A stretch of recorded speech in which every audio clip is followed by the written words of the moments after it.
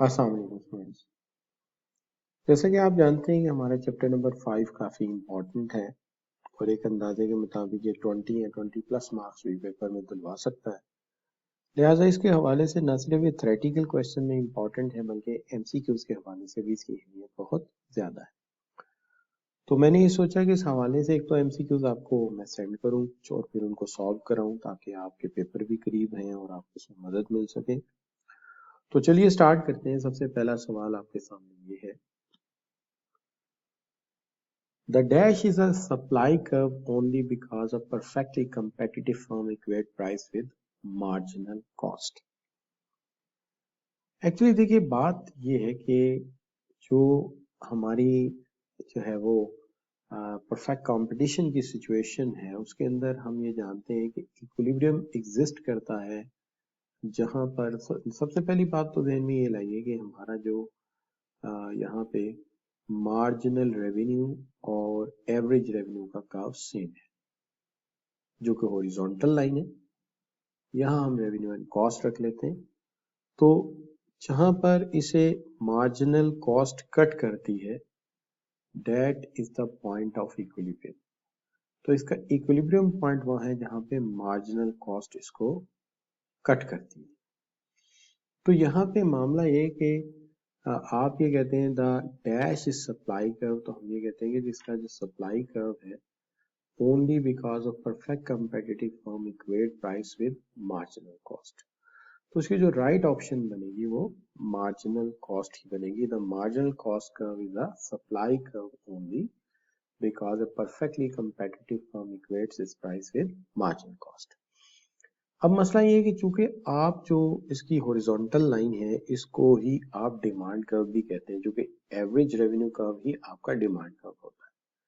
तो ये आपका इंडिविजुअल फर्म का डिमांड कर्व है जो इन्फिनिटी इलास्टिक है। अब जहां पे आके मार्जिनल कॉस्ट इसको इक्वेट करता है वहां पे आप कहते हैं जी इतनी आउटपुट हम मार्केट को सप्लाई करेंगे। इसका मतलब ये होगा कि इन दोनों पॉइंट्स का कट जो है वो इक्विलिब्रियम डिसाइड कर रहा है। इसलिए ये तो बात पहले ही क्लियर थी कि जो एवरेज रेवेन्यू कर्व होता है वो डिमांड कर्व कहलाता है। तो फिर दूसरा कर्व जो उसे इक्वेट कर रहा है फिर वो क्या है, तो उसको फिर अज्यूम ये किया जाता है कि ये एक परफेक्ट कंपेटिटिव फर्म का सप्लाई कर्व है जहां पे इसको ये डिमांड कर्व कट करता है, वहां पे इनका इक्विलिब्रियम जो है वो प्रिवेल कर जाता है। अब जहां तक सवाल है इसके दूसरे क्वेश्चन का, perfectly competitive firm is a dash which means that it must accept the equilibrium price at which it sells goods। देखिए बात यह है कि जब हम इसका इक्विलिब्रियम पढ़ते हैं तो हम कहते हैं कि कोई भी फर्म जो है ना वो अपने इनफरादी अमल से प्राइस को मुतासिर नहीं कर सकती। और आम तौर पे आप जानते हैं कि जो हमारा चैप्टर नंबर 2 में हमने इक्विलिब्रियम बनाया था वो भी परफेक्ट कंपटीशन के तहत ही था कि जहां डिमांड कर्व सप्लाई को इक्वेट करता है वहां पे आपकी प्राइस डिटरमिन हो जाती है प्रोडक्ट की।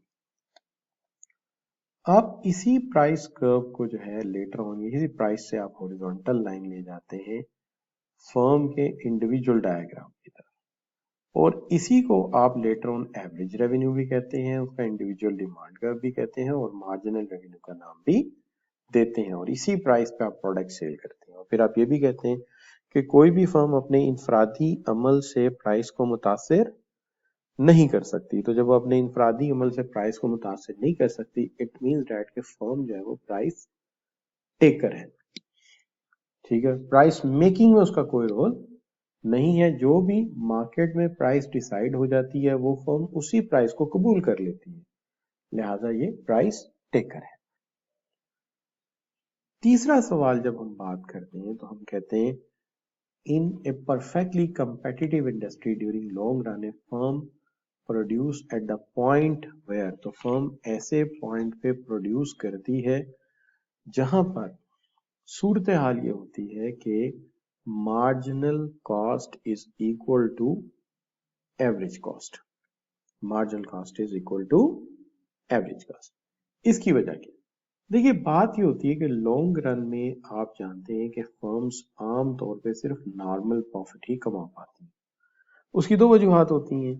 एक वजह तो ये है कि न्यू फर्म्स हैं वो अगर एब नॉर्मल प्रॉफिट नजर आ रहा है सुपर नॉर्मल, तो न्यू फर्म जो है वो बिजनेस में एंटर हो जाती है, तो उनकी भी आउटपुट आ जाती है मार्केट में। और एग्जिस्टिंग फर्म्स को भी अगर नजर आ रहा है कि यार प्रॉफिट जो है वो एब नॉर्मल था पहले शॉर्ट रन में, तो वो भी आउटपुट बढ़ा देती है। लिहाजा इस तरह आउटपुट की म्यार जो है वो मिकदार बढ़ जाती है। और जब आउटपुट की मिकदार बढ़ेगी तो असूली तौर पे अगर सप्लाई पहले कम थी और प्राइस आपकी P2 थी, तो सप्लाई के बढ़ने से सप्लाई राइटवर्ड ले जाए तो आपको पता चलेगा कि प्राइस पहले की निस्बत कम हो जाएगी। यही प्राइस कर्व आम तौर पे लॉन्ग रन में आप ले जाते हैं इंडिविजुअल डायग्राम की तरफ। इसी को आप एवरेज रेवेन्यू कहते हैं, इसको लॉन्ग रन मार्जिनल रेवेन्यू कहते हैं। नतीजा ये होता है कि इसको मार्जिनल कॉस्ट कर्व जहां पे कट करता है ये इसका पॉइंट ऑफ इक्विलिब्रियम बन जाता है, इसका पॉइंट ऑफ इक्विलिब्रियम बन जाता है। नॉर्मल प्रॉफिट शो करने के लिए आप हमेशा क्या करते हैं, आप एवरेज कॉस्ट कर्व को एग्जैक्टली इसी पॉइंट के ऊपर ही रख देते हैं। इसको आप LAC कहेंगे, इसको LMC कहेंगे। तो फर्म जो है वो सिर्फ नॉर्मल प्रॉफिट कमाएगी। इसलिए वो कहता है कि लॉन्ग रन में फर्म वहां प्रोड्यूस करती है जहां मार्जिनल कॉस्ट इक्वल हो जाती है एवरेज कॉस्ट की। तो ये आपकी मार्जिनल कॉस्ट है, ये आपकी एवरेज कॉस्ट है, और इस पॉइंट पे देखिए दोनों बराबर है, ठीक है। और उसकी वजह क्या है, उसकी वजह ये है कि एग्जिस्टिंग फर्म ने भी आउटपुट बढ़ा दी, न्यू फर्म्स भी एंटर हो गई, इस तरह आउटपुट बढ़ गई। और प्राइस अगर P2 थी, तो अगर P2 होती फिर तो अब नॉर्मल प्रॉफिट मिलता, लेकिन प्राइस जो है वो जब P1 पे आ गई तो अल्टीमेटली एबनॉर्मल प्रॉफिट का फैक्टर जो है वो एलिमिनेट हो गया और अब फर्म सिर्फ नॉर्मल प्रॉफिट ही कमा सकती है। अब बात आ गई आपके क्वेश्चन नंबर 4 की। क्वेश्चन नंबर 4 क्या है, generally in a monopoly price is set dash and the firm earn positive economic profit. अब होता ही है कि आम तौर पे मोनोपोलिस्ट जो है वो, अगर आप देखते हैं कि वो कैसे प्रॉफिट अर्न करते हैं, तो जनरली मोनोपोलिस्ट प्राइस सेट करते हैं क्या इक्वल टू मार्जिनल कॉस्ट कभी भी नहीं करेंगे, वो तो ज्यादा कमाना चाहते हैं, बिलो तो कभी भी नहीं करेंगे, हमेशा मार्जिनल कॉस्ट से अबव रखेंगे, हमेशा मार्जिनल कॉस्ट से अबव रखेंगे। वो क्यों, देखिए बात सिंपल सी है कि अगर ये मेरा रेवेन्यू एंड कॉस्ट का एक्सेस है, ये मेरा आउटपुट साइड है, ये मेरा एवरेज रेवेन्यू है, और ये मेरा मार्जिन रेवेन्यू। अगर मार्जिनल कॉस्ट कर्व इसको यहाँ पे कट कर रहा है, ठीक है जी, ये देखिए मार्जिनल कॉस्ट कर्व इसको यहाँ पे कट कर रहा है, तो आप क्या करेंगे, आप यहाँ से शो करेंगे कि ये आउटपुट प्रोड्यूस कर रहा है, ठीक है जी, और ये इसकी प्राइस। तो अगर आप गौर करें तो आपको ये नजर आएगा कि एवरेज रेवेन्यू क्या होता है, डेट इज अबव। तो हमेशा क्या होता है कि मोनोपोलिस्ट प्राइस सेट करता है अबव द मार्जिनल कॉस्ट, यानी ये मार्जिनल कॉस्ट है ई पे आपके, यहाँ पे सेट नहीं करता, यहाँ पे भी सेट नहीं करता, यानी यहाँ भी सेट नहीं करता, यहाँ भी नहीं करता, यहाँ भी नहीं करता, हमेशा उससे कहाँ करता है, अबव, ताकि वो मुनाफा ज्यादा कमा सके। तो मार्जिनल कॉस्ट से हमेशा उसे ऊपर रखता है, अबव रखता है, ताकि ज्यादा मुनाफा कमा सके। Question number 5। क्वेश्चन नंबर 5 क्या है, क्वेश्चन नंबर 5 ये है कि a perfect market is known as an optimistic market. In a perfectly competitive market, who is the price maker? एक perfectly competitive market में price maker कौन होता है? देखिए हम ये पहले बात कर चुके हैं कि इंडिविजुअल फर्म तो कभी भी प्राइस मेकर हो ही नहीं सकती, बल्कि वो तो प्राइस टेकर है। तो इंडिविजुअल फर्म तो भाई प्राइस टेकर है, वो तो प्राइस मेकर है ही नहीं। इंडस्ट्री को आप कह सकते हैं, इंडस्ट्री और मार्केट मिलकर प्राइस सेट करते हैं, या इंडस्ट्री या मार्केट एक ही बात है। और वो कैसे, वो हम अपने चैप्टर नंबर 2 में पढ़ चुके हैं कि जहां पे तमाम सेलर की डिमांड और सप्लाई बराबर होगी वहां पर इक्विलिब्रियम हो जाएगा। तो लिहाजा ये इक्विलिब्रियम प्राइस मार्केट डिसाइड करेगी, तमाम सेलर कलेक्टिवली करेंगे या इंडस्ट्री करेगी। लिहाजा हम ई ऑप्शन को करेक्ट करार दे देते हैं। Question number 6, if average cost reach to its minimum point, अगर एवरेज कॉस्ट जो है अपने मिनिमम पॉइंट पे पहुंच जाए, which one is the true condition in the given situation. देखिए, एक बात तो आपके जहन में फौरी तौर पे आनी चाहिए, और वो ये है कि जब एवरेज कॉस्ट कर्व अपने मिनिमम पॉइंट पे पहुंचता है तो वहां पे क्या होता है। आप सब लोग ये जानते हैं कि इसके मिनिमम पॉइंट पे मार्जिनल कॉस्ट कर्व इसके साथ जिद रखता है और मिनिमम पॉइंट पे इसके बराबर हो जाता है। ये बात हम यूं पढ़ते हैं कि जब एवरेज कॉस्ट कम होती है तो मार्जिनल कॉस्ट ज्यादा से कम होती है, जब एवरेज कॉस्ट बढ़ती है तो मार्जिनल कॉस्ट उससे ज्यादा तेजी से बढ़ती है, और जब वो अपने मिनिमम पॉइंट पे होती है तो इसके बराबर हो जाती है। लिहाजा यहाँ पर हमें जो है वो क्या करना चाहिए, यहाँ पे हमें डी ऑप्शन लेना चाहिए कि average cost equals to marginal cost. Question 7,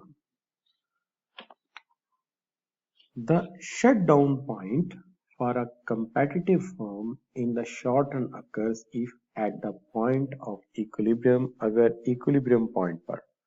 तो देखिए, बात यह है कि अगर हम इक्विलिब्रियम पॉइंट की यहाँ पे बात करते हैं और हम कहते हैं कि इसका शट डाउन पॉइंट है, तो सबसे पहली बात तो ये है कि शट डाउन पॉइंट के मुतालिक हम ये जानते हैं कि ऐसी सूरत हमें दो कॉस्ट कर्व्स की जरूरत पड़ती है, एक एवरेज वेरिएबल कॉस्ट कर्व और एक एवरेज कॉस्ट। सिंपली बात जहन में ये होनी चाहिए कि हमारे ये दोनों कॉस्ट कर्व्स यानी एवरेज कॉस्ट और एवरेज वेरिएबल कॉस्ट कर्व, हम सपोर्ट इस तरह से करते हैं इस एक्सप्लेनेशन में कि हम ये कहते हैं कि वेरिएबल कॉस्ट के निचला एरिया वेरिएबल कॉस्ट को शो करता है, और इसके अंदर यकीनन हमने फिक्स कॉस्ट ऐड की है, और फिक्स कॉस्ट के ऐड होने से ये एवरेज कॉस्ट पूरी हो गई है, क्योंकि हमारी जो एवरेज कॉस्ट है वो मजमुआ है average fix cost plus average variable cost. तो वेरिएबल कॉस्ट के नीचे का एरिया वेरिएबल कॉस्ट को शो करता है, जबकि इन दोनों का दरमियानी एरिया जो है वो फिक्स कॉस्ट को शो करेगा। लिहाजा हम ये समझेंगे कि अगर फर्म का जो लॉस है या नुकसान है वो फिक्स कॉस्ट के हिस्से तक रहा तो फर्म वर्किंग जारी रखेगी, लेकिन शॉर्ट रन में। तो शॉर्ट रन में फर्म वर्किंग जारी रखेगी अगर उनका नुकसान सिर्फ फिक्स कॉस्ट तक है। लेकिन यहां मैं रेड इंक से लिखता हूं कि अगर नुकसान वेरिएबल कॉस्ट तक पहुंच गया तो फर्म फौरी तौर पे जो है वो बंद हो जाएगी, कारोबार क्लोज हो जाएगा उसका। लिहाजा यहाँ पे जो मामला है वो बिल्कुल आसान है, सिंपल है कि ये आपका AR भी है और MR भी है, और यहाँ पे ये जो है आपका ये मार्जिनल कॉस्ट कर्व है, इसको आप MC कहते हैं, ये पॉइंट ऑफ इक्विलिब्रियम है इसका। अब हमें यहाँ पे अगर इसको शो करना है तो यकीनन हमें दो कॉस्ट कर्व्स लानी पड़ेंगी। एक हमें लानी पड़ेगी कौन सी कॉस्ट थी, फिक्स का एवरेज कॉस्ट, और एक एवरेज वेरिएबल कॉस्ट।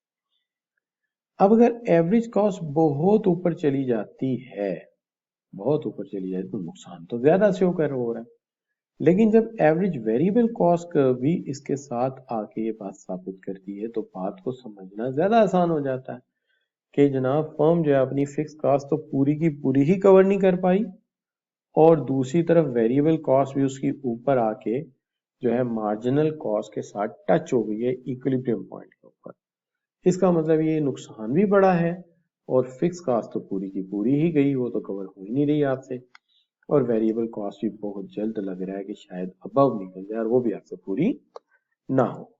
लिहाजा ये आपका जो है ये कौन सा पॉइंट है, ये आपका शट डाउन पॉइंट बन गया, शट डाउन पॉइंट। तो वो सही कहता है कि शट डाउन पॉइंट एक ऐसा पॉइंट है where competitive firm occurs the point where जो आपका मार्जिनल कॉस्ट है वो एवरेज वेरिएबल कॉस्ट के बराबर हो जाता है eight the point of equilibrium. तो इक्विलिब्रियम पॉइंट पे ये एवरेज वेरिएबल कॉस्ट कर्व है, ये आपका मार्जिनल कॉस्ट कर्व है, और ये देखिए ये पॉइंट के ऊपर दोनों एक दूसरे के बराबर हो जाते हैं, इसे हम इसको कहते हैं ये शट डाउन है। ठीक है जी। अच्छा, अब साथ ही दूसरी तरफ अगर आप देखिए तो ये क्लियर हो गया हमें कि फिक्स कॉस्ट पूरी की पूरी कवर ना हो रही हो और एवीसी आके AR के ऊपर आ जाए और मार्जिनल कॉस्ट के इस इक्विलिब्रियम पॉइंट को टच करे, तो इसको हम नाम दे देंगे शट डाउन पॉइंट का।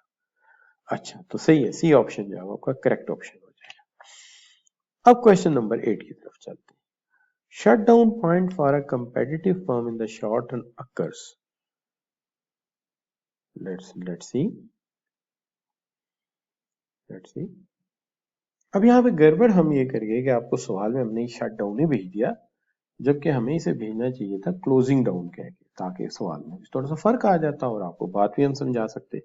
तो अगर आपके सवाल में ऐसा कोई आया तो कोई मसला नहीं, आप उसको क्लोजिंग डाउन समझकर मेरी बात को समझ लीजिए।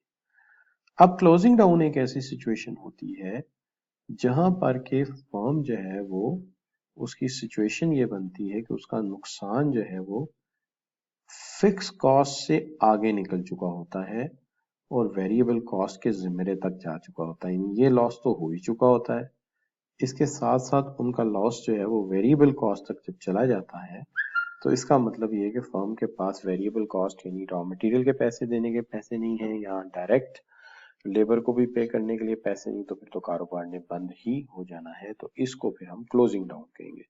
इसका मतलब ये है कि बच्चों को ये याद रखना पड़ेगा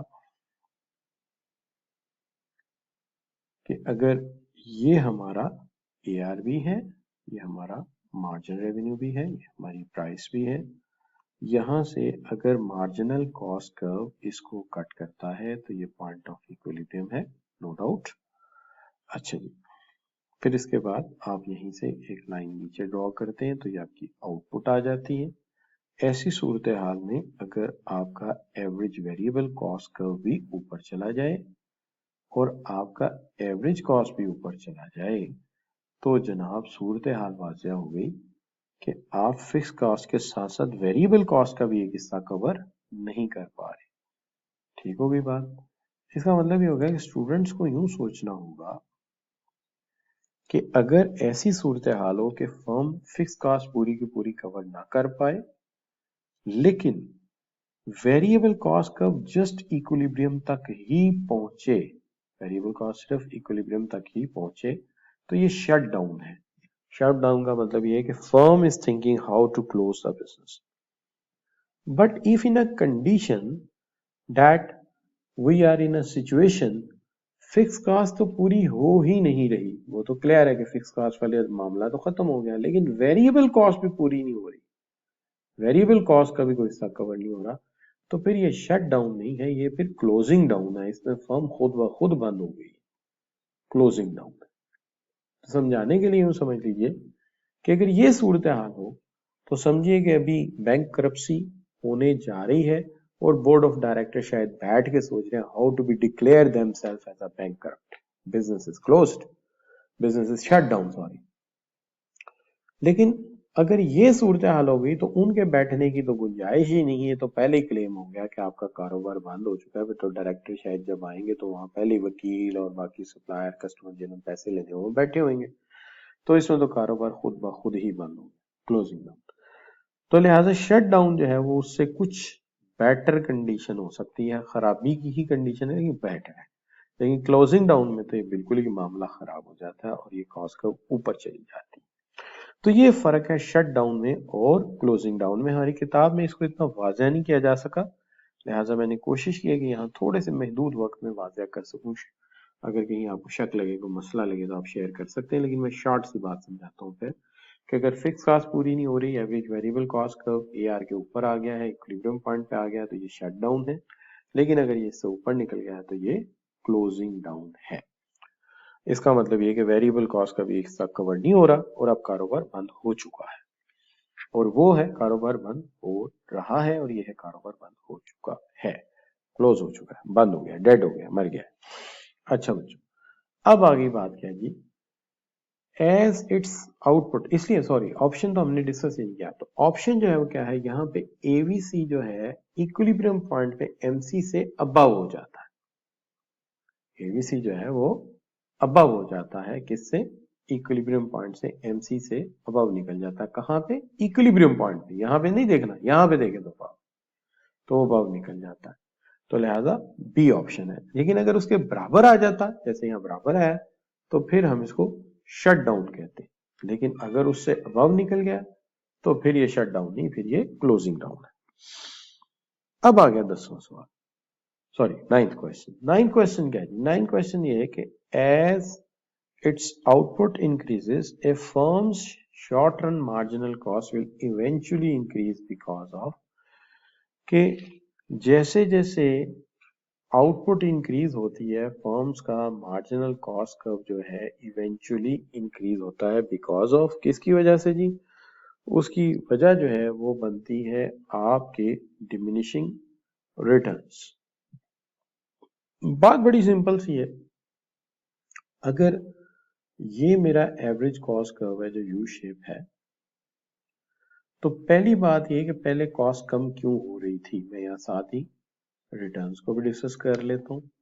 तो पहले भाई इसलिए ये डिक्रीज हो रही थी क्योंकि हर अगला मजदूर लगाने पर तुम्हें रिटर्न ज्यादा मिल रहे थे, इंक्रीजिंग रिटर्न मिल रहे थे।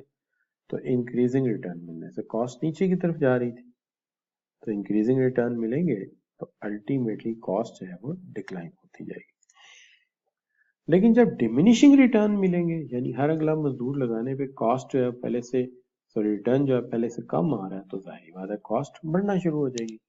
तो यही बात है, वो कहता है कि as output increases firm short run marginal cost will eventually increase. तो मार्जिनल कॉस्ट जो है इवेंचुअली क्या होगी, इंक्रीज होना शुरू हो जाएगी। इसकी वजह क्या बनेगी? वजह ये बनेगी कि डिमिनिशिंग रिटर्न आते ही हर आने वाला मजदूर पहले से कम आउटपुट देगा, तो मार्जिनल कॉस्ट है बढ़ना शुरू हो जाएगी। क्वेश्चन 10 जी, the supply curve of a factor of firm the supply curve of a factor for a firm that is perfect competitive market in the input market। तो इनपुट मार्केट में factors की जो है वो क्या सिचुएशन होगी? तो हमने अजम्पशंस में कह दिया था कि हमारी मार्केट में परफेक्ट कंपटीशन है, हमारी मार्केट में परफेक्ट कंपटीशन है जहां पे हम काम कर रहे हैं। अब हमने इसके जो है कैरेक्टरिस्टिक्स भी डिस्कस किए थे। तो जब मार्केट में परफेक्ट आपके जो है वो परफेक्ट कंपटीशन है, तो जो हमारे फैक्टर मार्केट है जहां से हमें फैक्टर इनपुट मिल रहे हैं, वहां पे भी परफेक्ट कंपटीशन ही मौजूद है।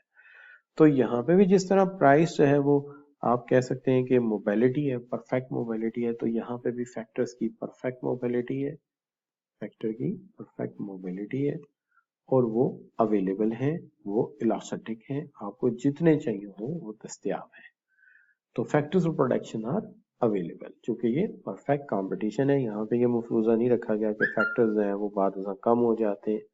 मैक्रो में जाके तो हम फिलिप्स कर्व्स में बाकी चीजों में कहते हैं, लेकिन यहाँ पे चूंकि हम फर्म के हवाले से देख रहे होते हैं तो हम कहते हैं कि ऐसा कुछ नहीं है, तमाम फैक्टर्स जो है वो दस्तयाब है, उनकी सप्लाई जो हमारे पास है और उनकी सप्लाई परफेक्टली इलास्टिक है, जैसे कि हमने फर्ज किया, मफरूजा अजम्पशन दिया।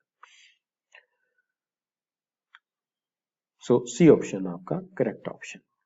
अब जहां तक सवाल है आपके क्वेश्चन नंबर 11 का, क्वेश्चन नंबर 11 में जब हम बात करते हैं तो क्वेश्चन नंबर 11 जो है इसमें हम ये कहते हैं कि देखिए बात ये है कि ABC limited employs 100 workers at the wage rate of 2,800 per week. To attract 10 more workers raises the wage rate up to 3,000. The marginal cost implied। तो सबसे पहले तो बात ये है कि जी मार्जिनल कॉस्ट जो है वो हम कैसे निकालें। देखिए बात ये है कि जब हम 100 वर्कर डिप्लॉय कर रहे थे तो हम दे रहे थे इन्हें 2,800 2,800 दे रहे थे। इस तरह ये जो सैलरी पैकेज बनता है, ये बनता है इनका कॉस्ट आती है आपकी, जो इनकी ओवरऑल सैलरी पैकेज है वो बनता है क्या जी, कॉस्ट आती है 2,80,000 280,000।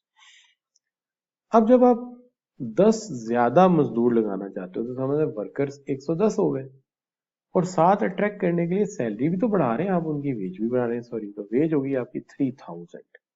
तो 3,000 वेज आपने जब दी तो ये बन गया आपका 3,30,000, 3,30,000। इसका जो डिफरेंस आता है वो आता है आपका 50,000 के बराबर। तो ये बच्चों हो गया आपका जो क्वेश्चन नंबर 11 है। तो इसमें ऑप्शन फिर आप सी ले लीजिए। अच्छा, अब चलते हैं क्वेश्चन नंबर 12 की तरफ।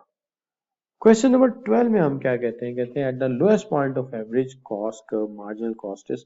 तो ये तो वही पुराना सवाल है कि जहां पे आपकी average cost curve minimum point होती है, मार्जिनल कॉस्ट कर्व इसको कट करके ऊपर निकल जाती है, यानी बी पॉइंट पर ये दोनों एक दूसरे के बराबर हैं, जो एवरेज कॉस्ट का मिनिमम पॉइंट है। तो फिर हमें यहां लिखना चाहिए इक्वल टू इट, इसके बराबर होती है। Question 13, when average cost is rising marginal cost is, के जब एवरेज कॉस्ट राइज कर रही होती है तो मार्जिनल कॉस्ट क्या कर रही होती है, तो देखते हैं जी एवरेज कॉस्ट जब राइज कर रही है तो भाई मार्जिनल कॉस्ट उससे ज्यादा तेजी से राइज कर रही है। इसका मतलब ये होगा मार्जिनल कॉस्ट उससे अबव होती है, उससे अबव होती है। क्वेश्चन 14, क्वेश्चन 14 है आपका, which of the following statement is correct which with respect to relationship between average cost curve and marginal cost curve। Average cost curve और मार्जिनल कॉस्ट कर्व के हवाले से कौन सी स्टेटमेंट जो है वो करेक्ट है।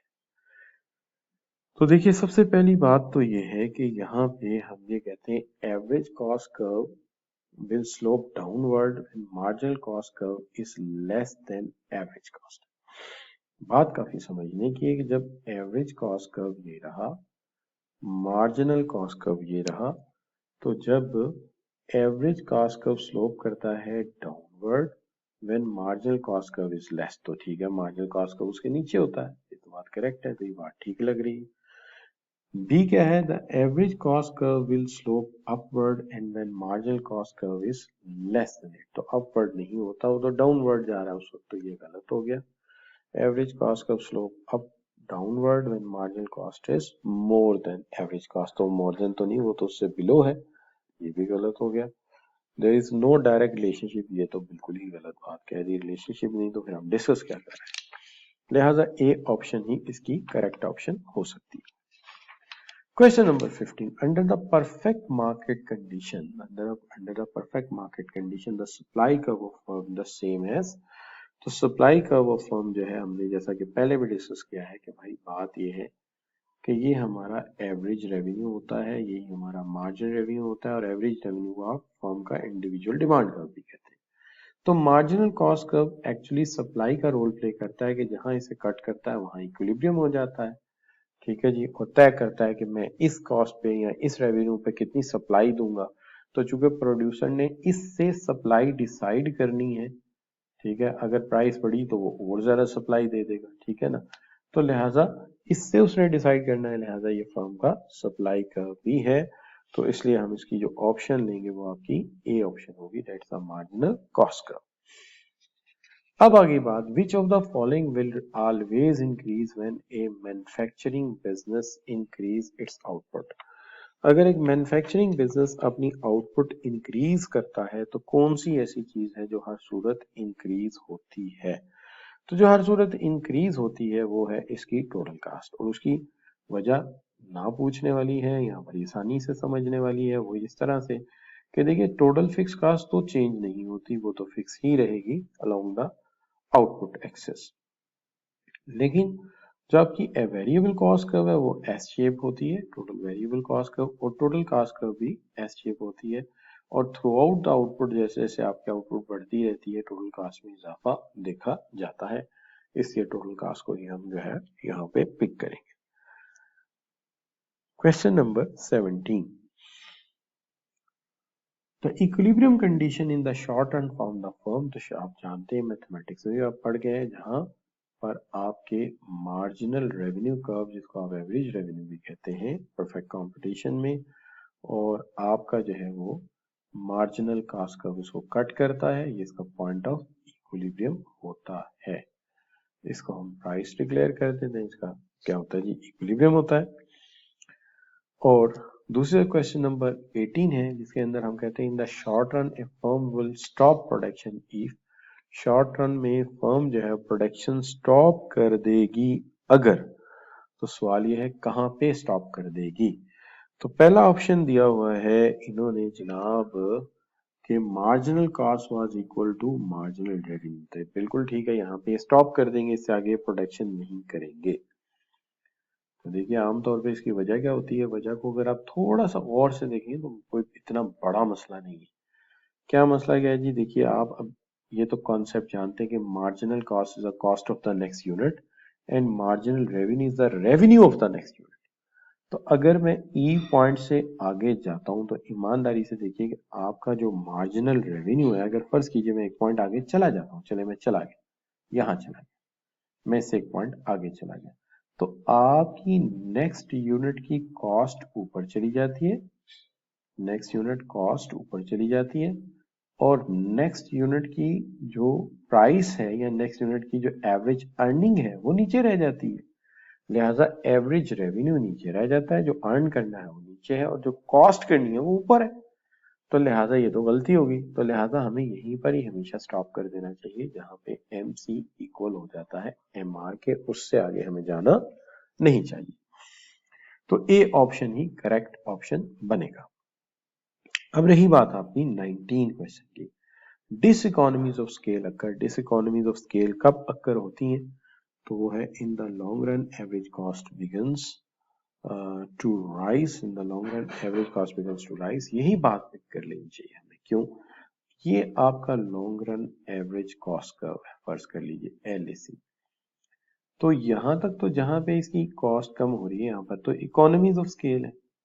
जब हम बड़े पैमाने पे कारोबार करते हैं तो कुछ हमें इकोनॉमीज मिलती है, और फिर उसके बाद कॉस्ट बढ़ना शुरू होती है जहां पे डिसइकोनॉमीज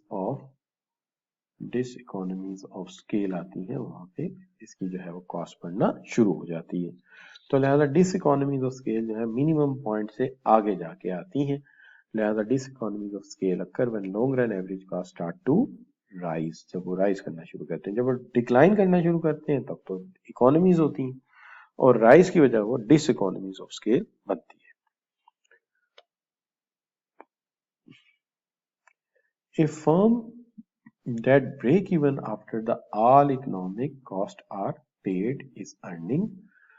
तो देखिए बात ये है कि हम इसको यहाँ पे ये कहेंगे कि ऐसी सूरत में जबकि एक फर्म जो है वो ब्रेक इवन पर होती है after all economic cost is paid, तो ये वो सूरत हाल होती है जहां पर के आपका एवरेज रेवेन्यू और मार्जिनल रेवेन्यू को मार्जिनल कॉस्ट जो है वो कट करता है इसके मिनिमम पॉइंट पे, सॉरी कट करता है इसके एक पॉइंट पे, सॉरी हमारा ये एंगल ही गलत हो गया, चलिए वापस चलते हैं स्लाइड पे।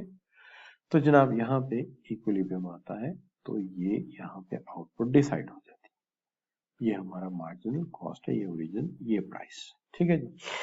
अच्छा, अब सवाल ये है कि अगर हम यहाँ पे एवरेज कॉस्ट को यहाँ पे रख देते हैं, ये एवरेज कॉस्ट आ गई, ठीक है जी। तो ये वो पॉइंट है जहां पर आप सारी की सारी कॉस्ट पे कर देते हैं, मीट कर लेते हैं, और आपकी अर्निंग जो है वो कहलाती है नॉर्मल प्रॉफिट। अब ये नॉर्मल प्रॉफिट का जो कॉन्सेप्ट है वो ये है कि जो एवरेज कॉस्ट कर्व है इसके नीचे तमाम फैक्टर्स का रिटर्न है। अच्छा, तो किस किस का रिटर्न है, लैंड के लिए क्या है, इसके नीचे रेंट है और रेंट हमारी कॉस्ट है। वेज के लिए क्या है, सॉरी लेबर के लिए क्या है, लेबर के लिए हमारे पास यहाँ पे, लेबर के लिए हमारे पास यहाँ पे वेजिस है, ये भी हमारी कॉस्ट है। कैपिटल के लिए हमारे पास यहाँ पे इंटरेस्ट है। तो भाई एंटरप्रेन्योर के लिए भी तो कुछ होगा ना, तो उसके लिए कुछ नहीं है, तो एक फैक्टर के लिए भी है, दूसरे के लिए भी है, तीसरे के लिए भी, चौथे के लिए भी तो कुछ होगा। तो लिहाजा एंटरप्रेन्योर के लिए भी नॉर्मल प्रॉफिट इसके नीचे है। ये इतना प्रॉफिट है जिस पर प्रोड्यूसर कम से कम काम करने के लिए खुश है, राजी है, एग्रीड है। So this is what we call the normal profit, और इसको हम जो दूसरा नाम देते हैं वो ब्रेक इवन का भी देते हैं, जो कि इसके अंदर सारी कॉस्ट भी मीट हो जाती है और इस कॉस्ट में प्रोड्यूसर के फैमिली एक्सपेंडिचर या कम से कम उतने उसको मार्जिन मिल जाता है जिससे वो अपनी लाइफ के कॉस्ट को बेयर कर सकता है, including the business cost. So this is what we call the break even in our economics. Thank you very much for joining. यहाँ पर 20 सवाल हो गए और मैं यहाँ सपोज ये करता हूँ कि आप पहले सवाल से लेकर ऑनवर्ड जितने भी सवालात हैं, तकरीबन 125 या 150, इनमें से हर वीडियो को सीक्वेंस वाइज देखते जाएंगे, ठीक होगी ना, हर वीडियो को आप सीक्वेंस वाइज देखते जाएंगे। So thank you very very much for joining. Allah.